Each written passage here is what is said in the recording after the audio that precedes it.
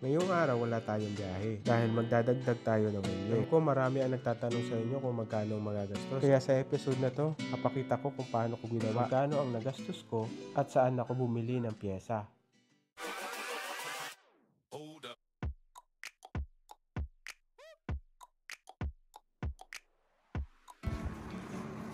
Ito yung dadagdag natin. Ayan, bali tig-dalawa, both side. Yung isa, ilalagay natin sa segunda. Kasi, kasya pa dito ang isa eh, no? Kasya pa dito eh. Kasya pa dito ang ano, kaya isisingit lang natin dito yan sa gitna nito, primera, tsaka isang segunda ngayon. Isisingit natin yung isa nito, buo. Yung buo. Tapos, yung isa, puputulan natin. Dito lang siya sa may, dito lang siya sa may, tresera. Magiging ano siya, magiging kwarta siya dito. Magiging kwarta. Dito lang siya. Hindi na natin siya bubuuin dito kasi mas maganda kung may maikli dito. So hanggang dito lang siya. Puputulan natin yung isa para dito lang siya sa may parang primera, segunda, tercera, kwarta. Magiging quinta siya. Quinta. So magiging parang bali 6 na mulye. So tatanggalin na natin tong center bolt. Tatanggalin na natin yan. So ayan yung center bolt natin. Ito yung nakakabit dito sa mulye. Ang haba lang niya is nasa 6 cm. Ayan, ito naman bago ay nasa 9.5 yung haba. Tapos kung mapapansin nyo, mas malaki yung ulo niya compared dun sa old. Yan. Mas malaki yung ulo. So gagawin natin, gagrinderin natin to hanggang maging kasing laki nito. Tapos puputulan natin to.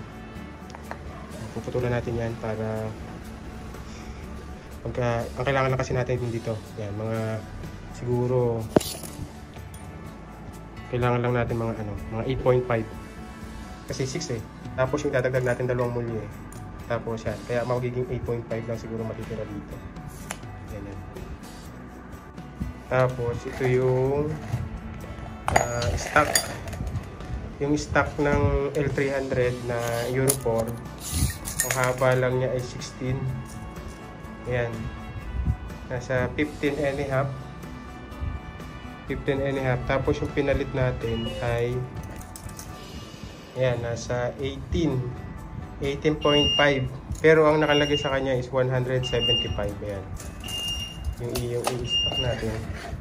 Ayan. M12 by 75 by 175. Yung 75, ito yung distance nitong dalawa. Kaya pag pinalit natin yan, ayan. Ayan. Medyo nakabukas siya ng konti. Ayan, nakabukas siya ng konti. Kaya i-close na lang natin yan mamaya, pag ilalagay na. Ayan.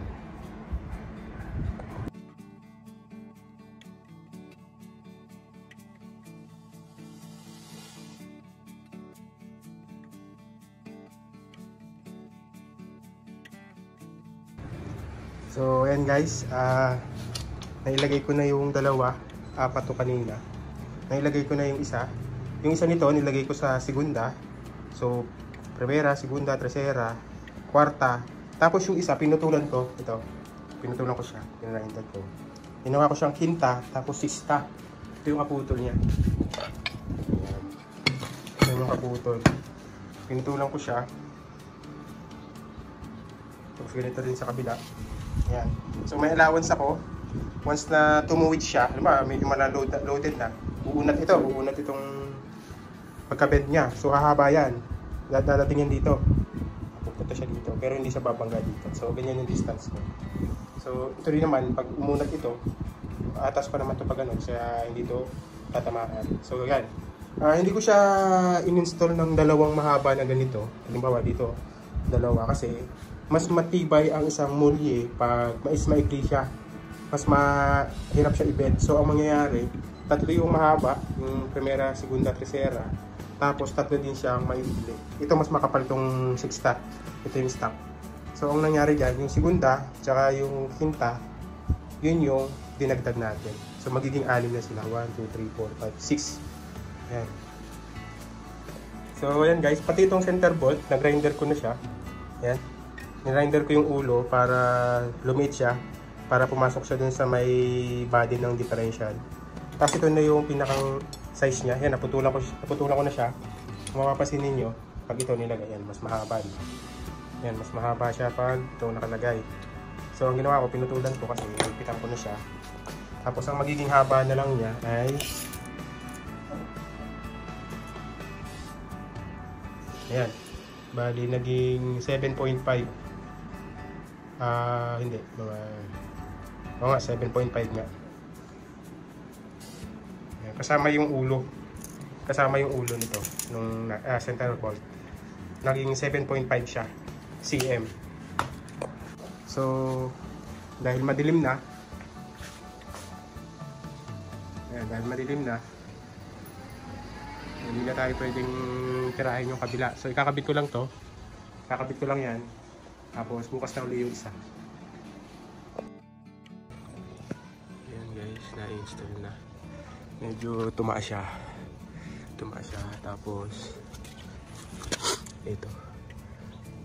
Ay, ano pala. 6 na siya. 1, 2, 3, 4, 5, 6. Dati 4 lang.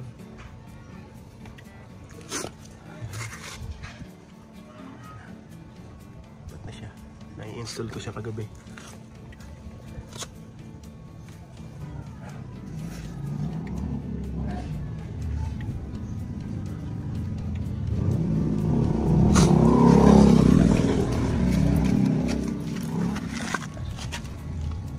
Ito yung sa kabila, 4 lang.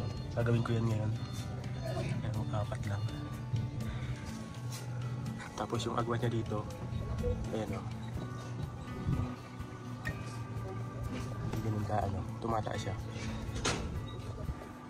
So ayan guys, tatanggal na natin yung isang mulye dito sa right side ng sasakyan. Ito na siya.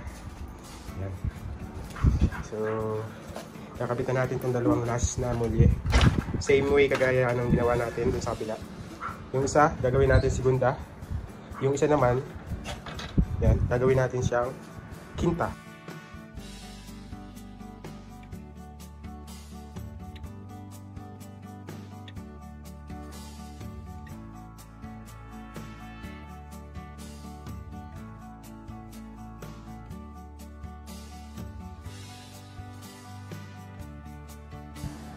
So ayan guys, naputol ko na yung center bolt.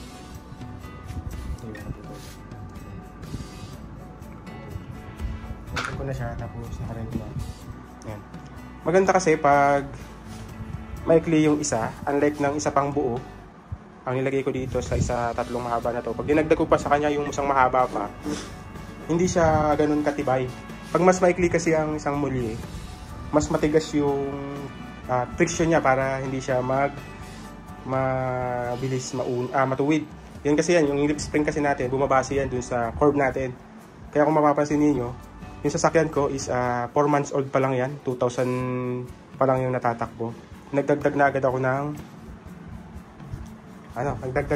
ng mulye kasi habang hindi pa tuwid yung lip spring natin, dun tayo dapat magdagdag ng bagong lip spring. Kasi pag unat na yan, tapos nagdagdag ka ng isang, di ba, nagamit nyo na yung sasakyan nyo na, nakargahan nyo na ng mabibigat na load.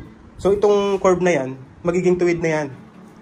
So ang mangyayari, pag naglagdag kayo ng isa pang spring, hindi na ganun ka sulit yung magiging trabaho nung dagdag yung spring kasi sasabay na lang din siya sa pagkaunat nung, pero matigas pa rin siya.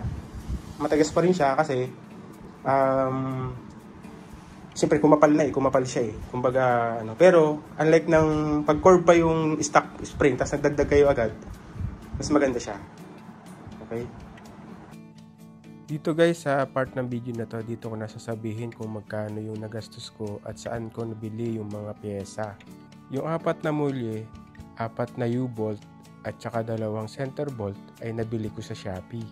744 per piece ng mulye, kaya ang total niya is 2,589.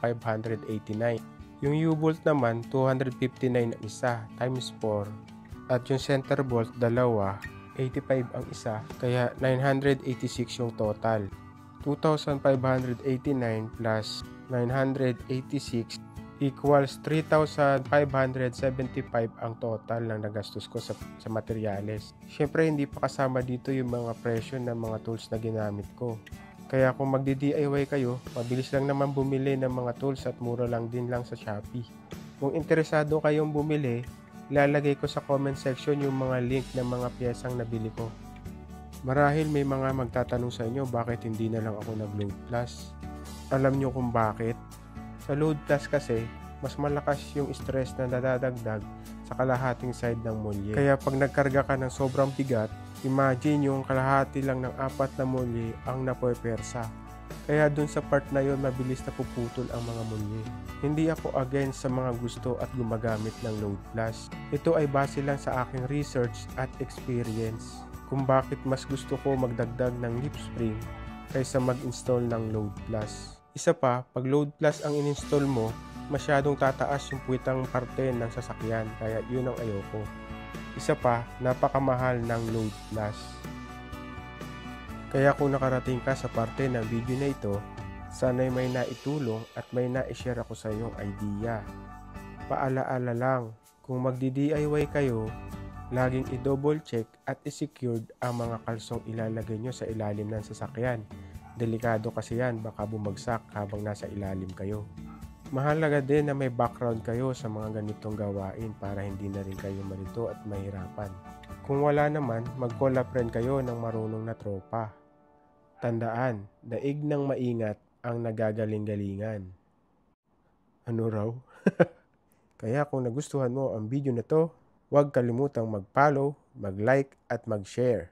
Kung sa YouTube mo naman napapanood ang video na to, huwag kalimutang mag-subscribe at i-ring ang bell para updated ka pag in-upload ko na yung before and after at result ng project na to. Hanggang sa muli, peace out!